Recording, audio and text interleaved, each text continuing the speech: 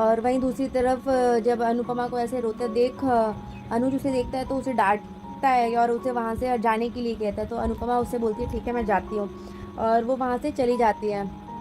फिर दूसरी तरफ हम देखते हैं कि साहब भवन में जो किंजल होती है वो आती है, माही को बुलाती है कि तुम्हारी मम्मी का फ़ोन आया है।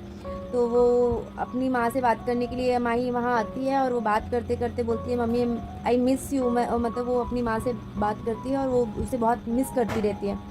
तो बोलती है कि आप जल्दी से आ जाओ, मैं आपको बहुत मिस कर रही हूँ। तो उसे इमोशनल देख के, मतलब ऐसे सैड देख के सारे बच्चे जो होते हैं वो भी सैड हो जाते हैं, और जो वहाँ पे मीनू आई होती है वो भी बोलती है कि तुम ऐसे रो मत अपनी मतलब मम्मी को याद करके। मैं तो कभी नहीं रोती अपनी मम्मी को याद करके ऐसे। तो माही बोलती है आप तो बड़े हो गए हो, फिर आप कैसे ऐसे कंट्रोल करते हो अपने इमोशंस पे। तो माही बोलती है कि मैं सैड हो जाती हूँ और फिर अपने आप थोड़ी देर में ठीक हो जाती हूँ। तो माही बोलती है कैसे। तो वो फिर जाती है और बच्चों को मतलब सॉन्ग पे एक डांस करती है और उनको खुश करने की कोशिश करती है। तो सारे बच्चे फिर उस मोमेंट को एंजॉय करते हैं मीनू के साथ और खुश हो जाते हैं बच्चे फिर। दूसरी तरफ फिर हम देखते हैं कि जो शाम का समय हो जाता है और वहाँ पे सब आशा भवन में जो बाला होते हैं और इंद्र होते हैं वो दोनों बात करते हैं आपस में कि बाला बोलता है कि मैं अपने घर की प्रॉपर्टी जो एक है वो मेरे पास, वो मैं बेच दूंगा और वहाँ से जो पैसे आएंगे वो हम प्रॉपर्टी का टैक्स यहाँ पे भर देंगे। तो इंद्र बोलती है कि क्यों ऐसा कर रहे हो तुम, तुम्हारे पास सिर्फ वही एक लास्ट प्रॉपर्टी है। तो बोलता है कि अगर मैं उसे बेच के वो प्रॉपर्टी का डील जो पैसे होंगे वो उससे यहाँ के पैसे भर देता हूँ तो इससे अच्छा डील क्या ही होगा मेरे लिए। यहाँ पे अब जो फैमिली है मेरी वो यहीं पे है, सारे ये लोग यहीं पे हैं, तो मेरे लिए इससे अच्छा डील कैसे हो सकता है कोई।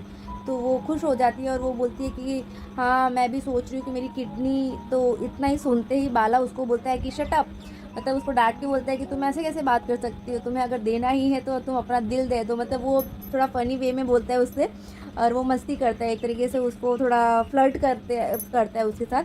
तो वो बोलता है कि तुम, मैं किडनी क्यों दूंगी अपनी, जो इंद्र बोलती है वो बोलती है कि मैं किडनी बीन्स की बात कर रही हूँ कि मैं वो बेच के थोड़ा सबको उससे जो पैसे आए वो उससे थोड़ी हेल्प कर सकूँ अनुपमा की, क्योंकि अनुपमा जो है वो अपने हेल्थ को भी इग्नोर कर रही है, ये इतनी टेंशन्स में है, वो बेचारी किसी से शेयर भी नहीं कर पा रही है और खुद ही अकेले अकेले सब कुछ हैंडल कर रही है। तो सब लोग उसके लिए थोड़ी हेल्प के लिए सोचते हैं। वहीं दूसरी तरफ हम देखते हैं कि जो सागर होता है वो जैसे कि किंजल ने उसे बोला होता है कि तुम हमारे पाइप को ठीक कर देना, उसमें पानी नहीं आ रहा है वॉशरूम के पाइप में। तो वो जाके वो ठीक करने के लिए जाता है और वहीं पे तभी उसी वक्त मीनू आ जाती है वॉशरूम में और वो सागर को देख के चिल्ला उठती है। और फिर जैसे ही वो चिल्लाती है तो उधर पाखी आ जाती है और वो देख लेती है कि ये मतलब यहाँ पे ये लड़का इसको देख रहा है था, मतलब इसको देखने आया था मीनू को नहाते हुए। तो ऐसा सोच के वो चिल्लाती है और पूरे घर वालों को सबको हल्ला करके बता देती है कि ऐसा ऐसा हुआ, ये मतलब इसे देखने आया था, इसकी वीडियोस बनाने आया था। वो सबको गलत मैसेज डाइवर्ट कर देती कि ऐसा ऐसा हुआ है और सब कुछ गलत बता देती है वनराज से। और वनराज गुस्से में जाता है और सागर को बहुत मारता है और बोलता है कि मैं जानता हूँ बहुत अच्छे से ऐसे लोगों को, बहुत ही इन लोग की नीयत में क्या है। तो ये सब करते करते वो, और जो सागर होता है वो बहुत माफ़ी मांगता है, सर कि ऐसा कुछ भी नहीं था, मैंने ऐसी कुछ भी गलत चीज़ें नहीं की, मैं तो सिर्फ पाइप ठीक करने आया हुआ था। तो फिर ये बाहर मार पीट की आवाज़ सुन के अनुपमा भी आती है अंदर से और बोलती है कि ये क्या हो गया, मतलब क्यों ऐसा कर रहे हो तुम, क्यों उसे मार रहे हो। तो वो बताता है ऐसा ऐसा है। तो वो उसने सागर की साइड लेके बात की कि ये ऐसा कर ही नहीं सकता, मुझे इस पर पूरा भरोसा है, ऐसा वैसा। फिर वो बताती है कि जो अनुपमा जो है वो, वनराज जो होता है वो बोलता है इसको पुलिस के हवाले कर देंगे तभी ये समझ में आएगा, ऐसा करके। फिर जो अनुपमा होती है वो बोलती है कि वो ऐसा कुछ कर नहीं सकता कभी भी, मुझे इस पर पूरा भरोसा है। तो ऐसे करके वो फिर वनराज को बोलती है कि तुम अपने घर में जाओ। फिर वो सागर को पकड़ के जोर से लेके जाती है अपने घर में।